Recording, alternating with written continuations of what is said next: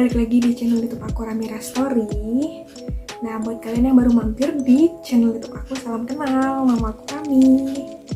Kali ini kontenku mau bahas tentang magang, kelanjutan dari magang part 1 DPR yang ngebahas soal gimana sih magang di DPR, bisa nggak ya gitu kan. Dan beberapa orang ada yang bertanya tentang deal internship juga, cara masuknya, dan semua Q&A-nya udah aku catat di sini. Jadi kita bahas yuk. Oke, yang banyak banget nanya tentang magang di DPR, yang pertama adalah apakah ada spesifikasi jurusan yang bisa masuk ke DPR?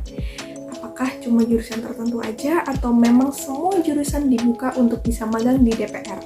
Ya, jawabannya semua jurusan bisa. Kalian punya kesempatan yang besar untuk bisa magang di DPR ataupun di MPR-nya. Tapi karena pengalaman aku sebelumnya adalah magang di DPR, jadi aku cuma bisa share yang ada di DPR ya. Semuanya bisa kok, kalian bisa masuk di bagian apa aja di DPR. Asal kalian mengajukan pas awal magangnya, berkas-berkasnya juga sesuai dengan apa yang kalian inginkan, apa yang kalian minati, di bagian mana, itu kalian harus sudah tulis jelas di berkasnya. Oke? Lanjut ya. Yang kedua, kalau di kampus luar Jabodetabek, apakah bisa apply ataukah harus ada di Jabodetabek? Jawabannya bisa. Kalian yang dari luar Jabodetabek, kalau memang nantinya mau stay di Jakarta ataupun di wilayah sekitarnya buat istilahnya memudahkan mobilitas kalian buat magang, nggak masalah, itu tetap bisa. Jadi apapun yang ingin kalian lakukan untuk bisa magang di DPR ya harus tinggal di wilayah sekitar Jabodetabek, karena ini magangnya datang gitu WFO, nggak ada WFH. Selama pandemi pun waktu aku di tahun 2020 itu WFO full 5 hari sesuai sama jam kerjanya masing-masing kayak gitu. Jadi siap-siap ya buat kalian yang pengen apply dari luar Jabodetabek, bisa banget, siapin aja berkas-berkasnya. Oke? Lanjut. Yang ketiga, ada batasan atau enggak minimal dan maksimal waktu magang di DPR? Setahu aku untuk magang di DPR itu minimal ya 1 bulan lah ya, tapi kan nggak mungkin kalian mau melewatkan kesempatan magang ketika udah bisa magang di DPR cuma mau ambil 1 bulan. Minimal kalian ajuin 3-6 bulan, itu nggak masalah. Biasanya kalau untuk magang yang umum gitu kan, yang misalnya kalian nggak ada apa istilahnya syarat untuk penelitian skripsi kalian ataupun tesis, itu kalian bisa ngajuinnya 3 bulan aja, rata-rata 3 bulan. Kalau misalnya untuk penelitian bisa kalian ngajuin 6 bulan atau sesuai dengan kebutuhan untuk data penelitian kalian itu sampai berapa lama gitu. Jadi waktu itu aku cuma 3 bulan, dari bulan November, Desember, Januari. Nah setelahnya aku urus untuk istilahnya kayak selesai magang gitu. Aku apply-nya adalah di bulan Oktober. Nah terus kalian nanti bisa ngajuin sesuai sama surat yang udah kalian ajuin di bagian mana, juga masukin juga jangka waktu yang mau kalian ambil buat magang itu berapa lama gitu ya. Oke, lanjut ya. Yang keempat, boleh nggak Kak minta contoh motivation letter yang aku buat? Nah kebetulan nih di konten aku sebelumnya udah ada yang tertarik buat magang di DPR. Kalian bisa langsung DM di Instagram aku atau komen di YouTube ini pun nggak masalah, nanti akan aku jawab. Tapi nanti biasanya akan lebih ternotis ya kalau misalnya di Instagram, karena Instagram kan hampir notifikasinya selalu on karena aku seringnya buka Instagram gitu. Bukan berarti YouTube nggak dibuka, aku baca juga kok gitu.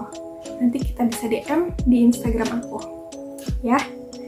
Lanjut, yang kelima, tips buat motivation letter yang menarik dan bisa diterima di DPR.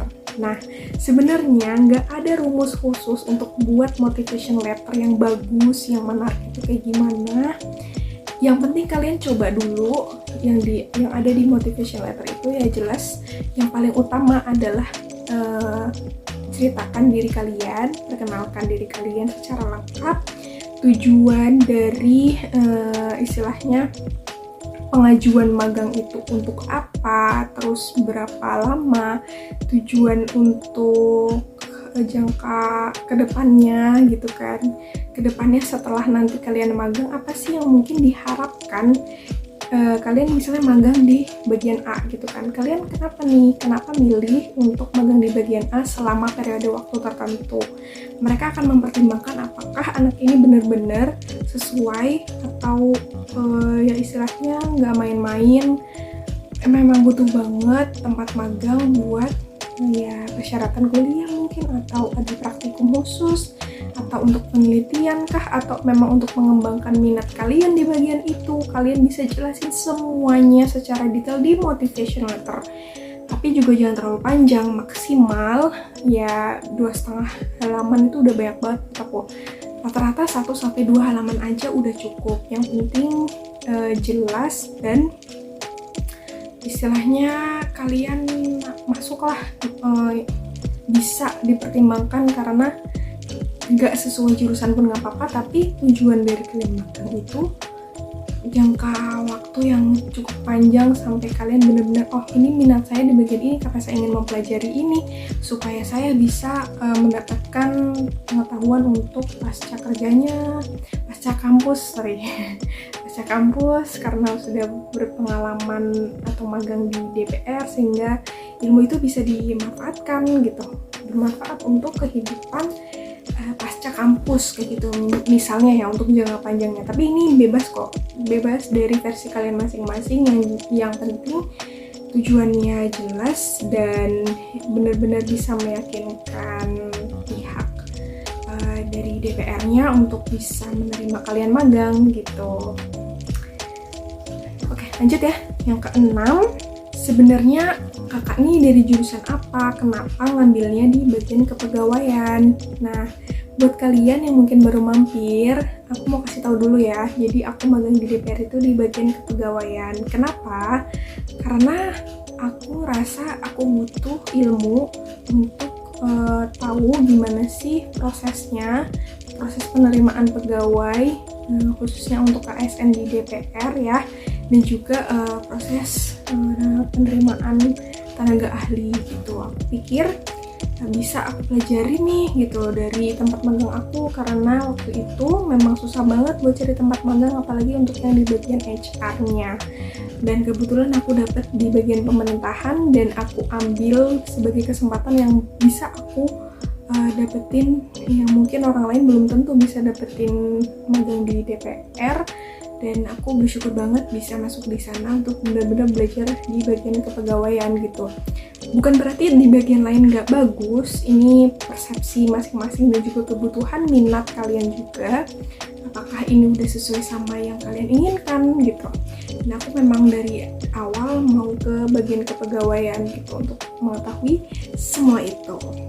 Oke, sini cukup jelaskan ya. Udah kayak ngobrolin kuliah ya. Oke, lanjut ya. Nomor berapa tadi? 7 kali ya? Oh, salah. Oke. Saran nih kalau misalnya mau magang di bagian mana ya di DPR. Nah, balik lagi ke minat, kebutuhan kalian juga.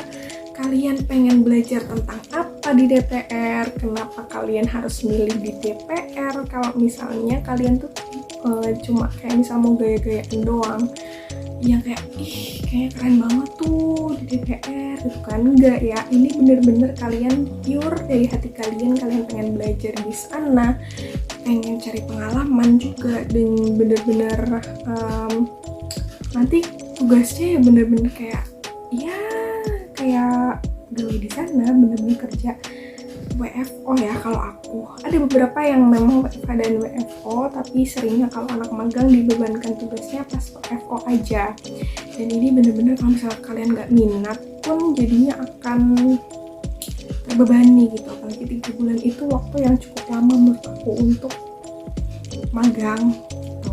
Jadi kalau aku saranin ya, kalau misalnya kalian dari ilmu politik mungkin atau ilmu pemerintahan, kalian bisa ambil di bagian komisi. Kalau misalnya dari ilmu komunikasi atau sosiologi, kalian bisa ngambil juga di bagian komisi. Dan yang paling sering untuk komunikasi itu humas, bagian humas, PR gitu. Itu sering banget dan itu paling banyak anak magang tuh di bagian itu, terutama yang anak komunikasi pada ngambil di situ. Dan kalau aku juga ada dari jurusan lain, yaitu jurusan manajemen, masuk di bagian kepegawaian gitu. Oke, tergantung minat, kebutuhan juga kalian masing-masing ya, tentukan. Oke, lanjut. Kalau mau magang di MPR, jalurnya sama atau beda kayak magang di DPR? Oke, ini agak tricky sih ya buat ngejawabnya, karena sejujurnya aku nggak terlalu paham alur untuk magang di MPR kayak gimana. Setahu aku, dari teman magang aku yang magang di MPR, kebetulan kan memang satu wilayah ya, DPR kan pasti sebelahnya MPR gitu kan. Nah, mereka itu langsung masukin juga, ngajuin ke bagian Biro Pendidikan dan Pelatihan di bagian MPR-nya juga, sama kayak di DPR. Di bagian itu juga untuk penerimaan anak magang. Itu nanti bisa dipertimbangkan juga waktunya, lumayan lama waktunya, dan biasanya di-upload untuk update-annya entah itu di website atau memang mereka harus datang langsung. Aku juga kurang paham. Kalau memang ada di website, kalian juga bisa cek websitenya apakah dibuka atau enggak gitu. Kalau DPR kan biasanya kalau memang mereka buka buat internship untuk magang, mereka biasanya umumin gitu.